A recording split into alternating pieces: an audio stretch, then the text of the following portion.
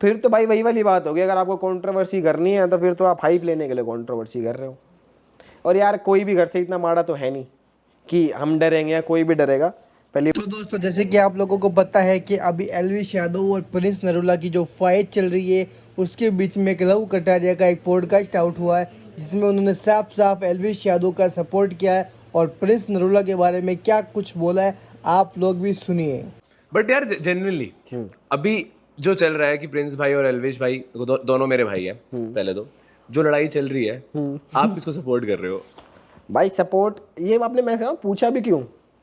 ये पूछा भी क्यों, इसका तो पूछने का भाई ऑब्वियसली भाई सपोर्ट वाली बात ही नहीं है इसमें, वो अपने बंदे हैं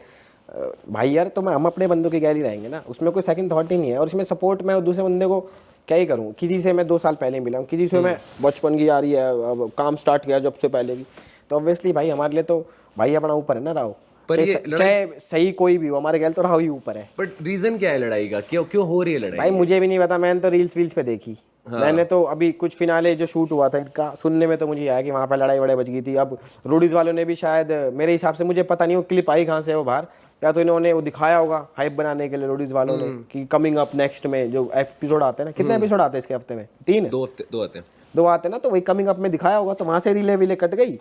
अब उस पे मेरे को ये लगता है, जो मेरा पर्सनल ओपिनियन है, मैं किसी और का नहीं बता रहा, कि प्रिंस भाई ने इतना काम कर रखा है, रोडीज, बिग बॉस, इतने शो जीत रखे हैं, इतना काम कर रहे हैं, बढ़िया, भगवान की दया सब कुछ है, तो क्यों किसी के, अगर आप पे हिट आ रही है किसी रीजन की वजह से, तो आप हेट पे रिएक्ट क्यों कर रहे हो? मेरा ये मानना है, अगर आप इतने बड़े हो तो आपको पहली बात तो हेट को इग्नोर करना पड़ेगा।